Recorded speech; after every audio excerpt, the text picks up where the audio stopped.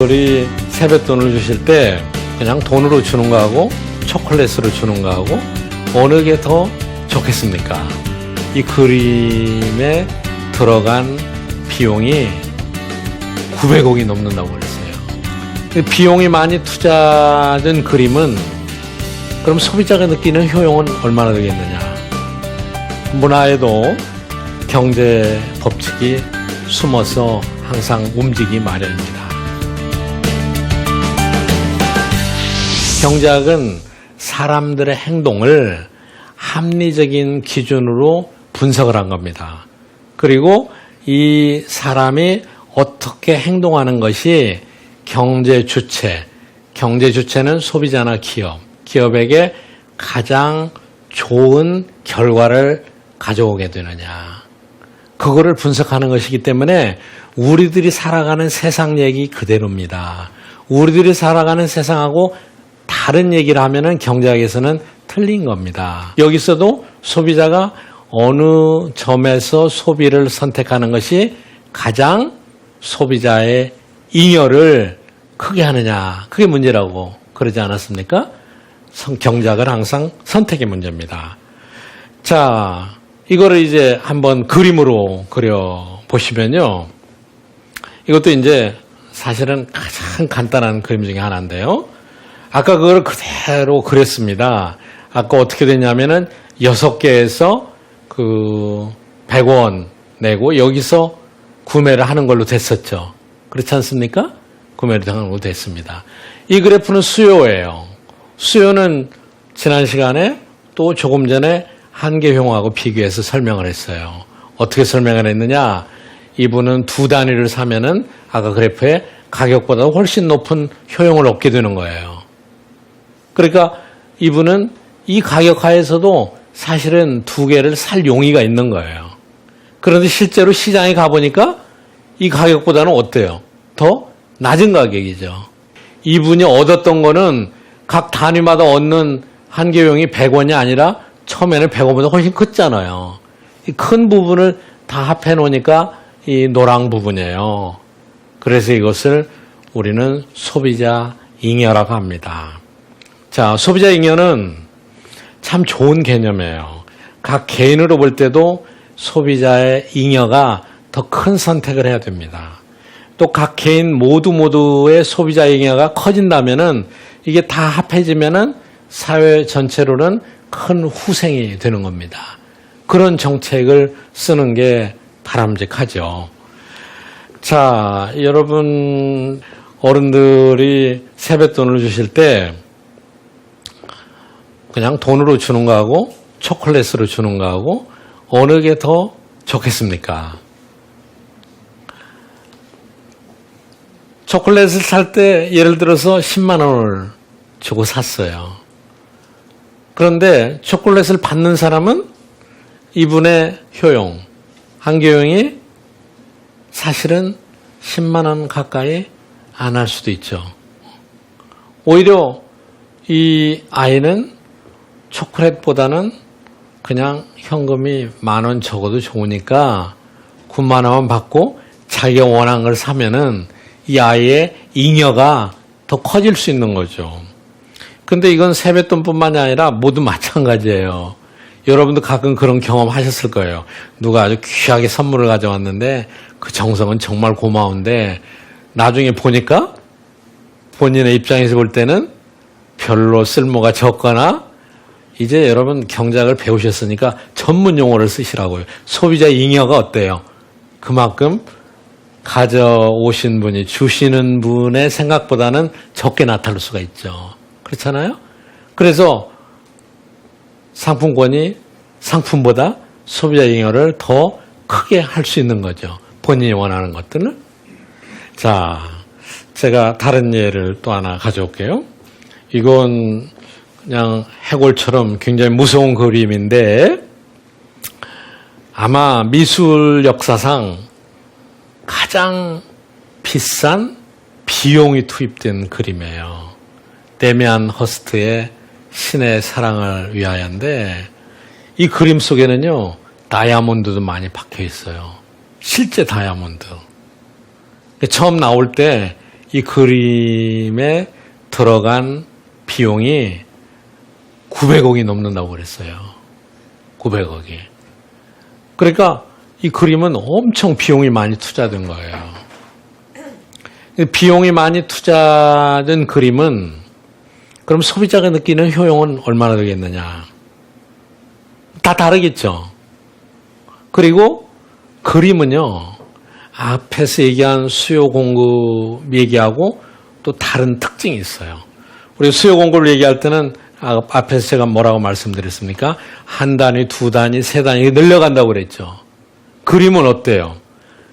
900억짜리 그림이 또 하나 나오려면은 엄청 힘든 거죠.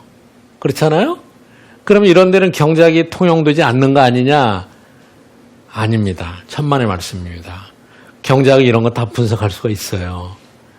이건 뭐라고 하냐면은 어떤 재화는 가격에 굉장히 전문 용어로 탄력적이라고 하는데요. 탄력적으로 공급될 수가 있어요.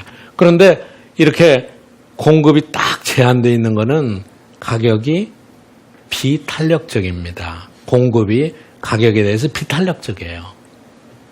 그래서 이런 건 이제 탄력성에 따라서 이렇게 되고 저렇게 되고 분석을 합니다. 그러니까 여러분 어떤 재화를 만들 때 생산 비용이 엄청나게 많이 들어갔다고 해서 반드시 소비자가 그거를 가장 높은 가격으로 느끼는 건 아닐 수도 있습니다. 또 하나 제가 그림 소개해 드리면은 성모 마리아의 대관식 귀도 드 피에르트 그림인데 여기서 여러분이 유의해서 보실 것은요. 이 파랑색입니다. 파랑색을 잘 보세요. 그리고 제가 이것도 보여드릴게요. 마르코 폴로가 동방견문록에 쓴 내용입니다. 하늘색은 닮은 울트라마린 원료인 청금색 광맥이 마치 바다처럼 출렁이는 산이 있다. 그 산에서 산출된 청금석은 세계에서 가장 뛰어난 품질이다. 이게 지금은 아프가니스탄 근처에서 그 청금석을 보고 마르코 폴로가 썼다고 그럽니다.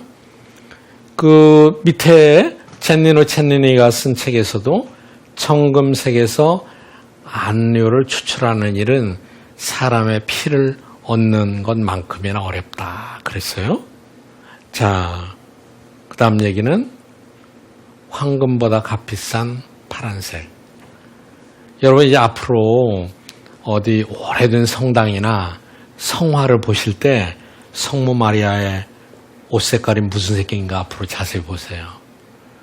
파란색입니다. 울트라 마린. 바다보다도 더 깊고 하늘보다도 더 높은 색. 울트라 마린 청색입니다. 그때는 청색이 굉장히 귀했다고 그래요. 아까 마르코 폴로가 쓴 대로 굉장히 외국에서 중앙아시아나 남미나 이런 데서 굉장히 비싸게 가져왔고 그 또 돌에서 그 색 안료를 추출하기가 굉장히 어려웠다고 그럽니다. 그래서 그 안료는 아주 귀한 성모 마리아에만 청색을 썼어요. 이건 뭘 얘기하느냐? 우리가 경작에서 얘기하는 희소성, 한계형 이런 것들입니다. 그러니까 세상에서 가장 값비싼 울트라 마린 이것 때문에 화가들은 그림을 그리는 계약을 할 때 울트라 마린을 어디에다 어떻게 쓸 것인가 조차를 다 계약서에 썼습니다. 문화에도 경제 법칙이 숨어서 항상 움직이기 마련입니다.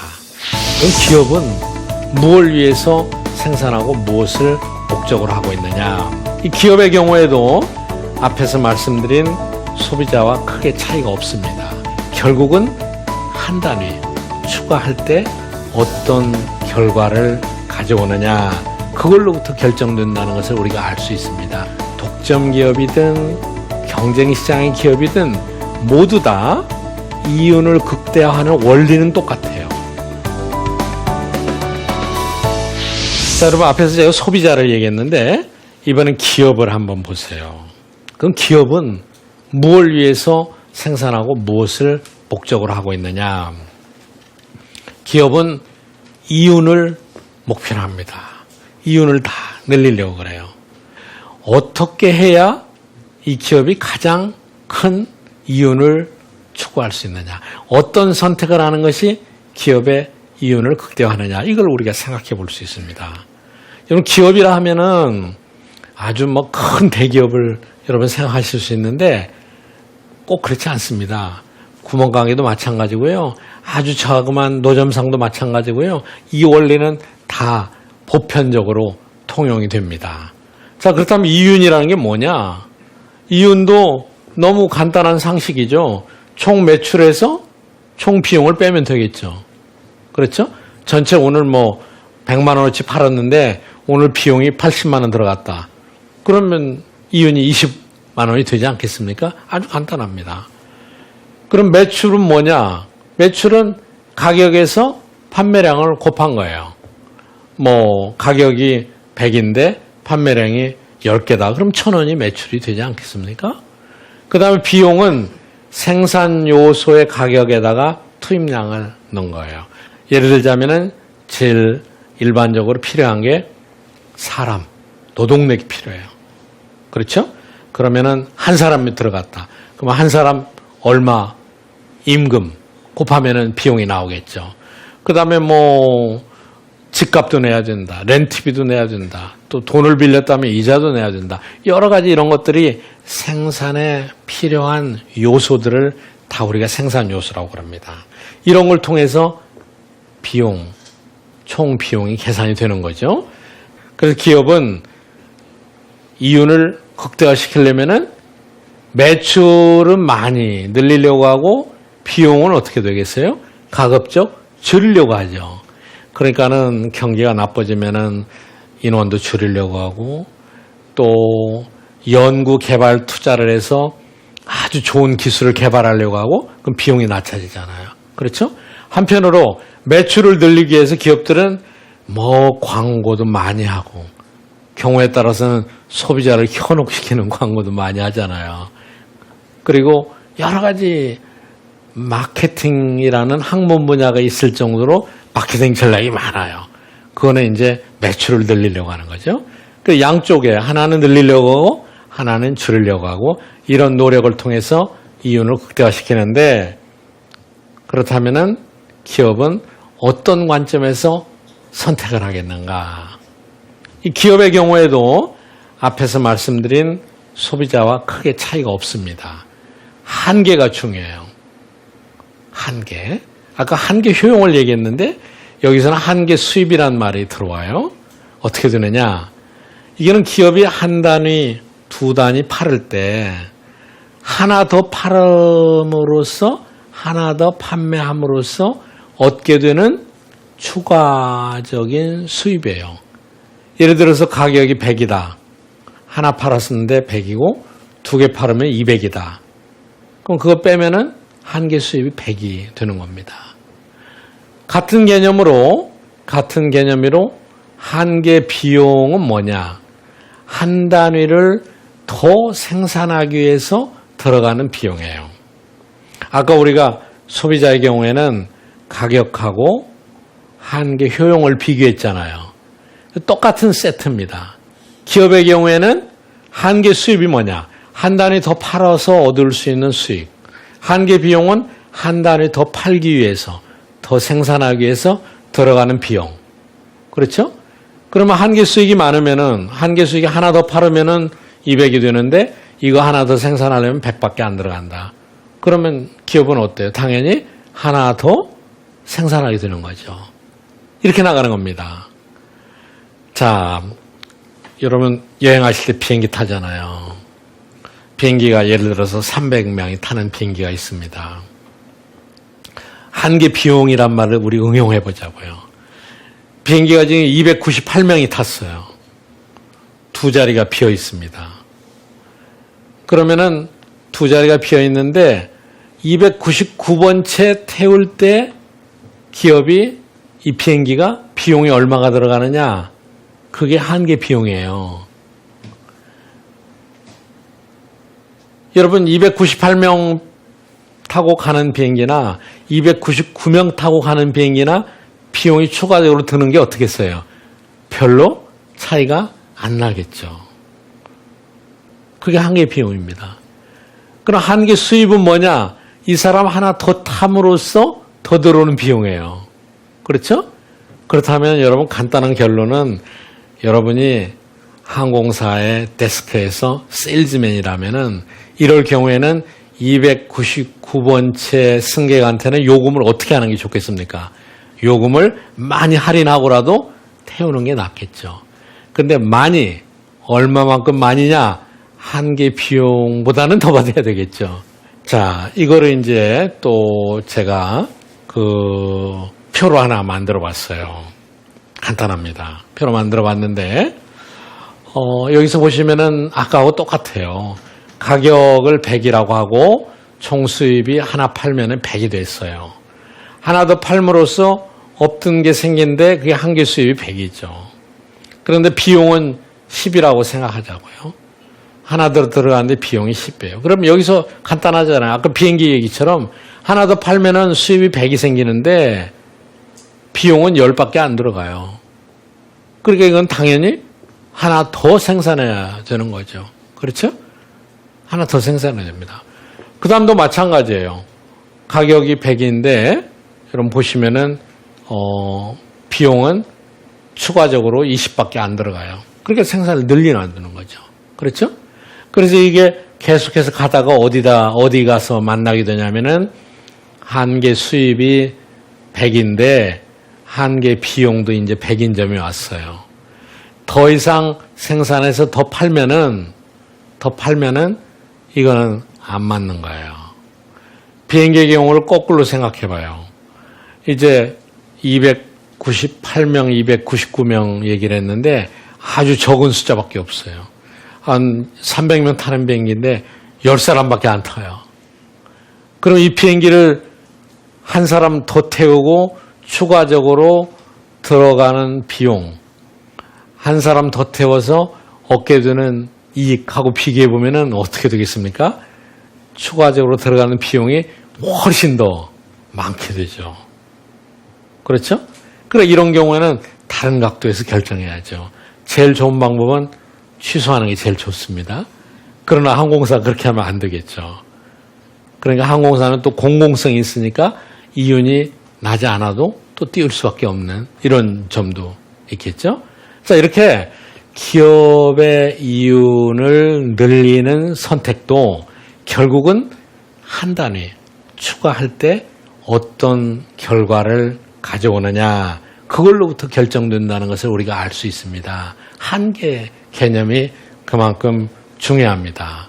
그래 이윤을 극대화하기 위해서는 항상 마지막 한 단위를 더 팔 거냐, 더 생산할 거냐, 아니면은 생산하지 않을 거냐, 마지막 한 단위에서 결정이 됩니다. 자, 여러분 우리 인생에서도 마지막 한 단위에서 결정될 때가 많습니다. 학생들이 입시 때마다 얼마나 고생을 해요? 그런데 평소에 아무리 잘해도 당일날 시험에서 잘 봐야 되지 않습니까? 마지막 피치에서 100m 달리기도 끝까지 마지막에 가서 잘해야 되지 않습니까? 한계 개념이 경제적인 선택에서는 모든 것을 결정하는 아주 중요한 사례가 될 수 있습니다. 가장 기본적인 원칙이 되는 것입니다. 자, 이렇게 되면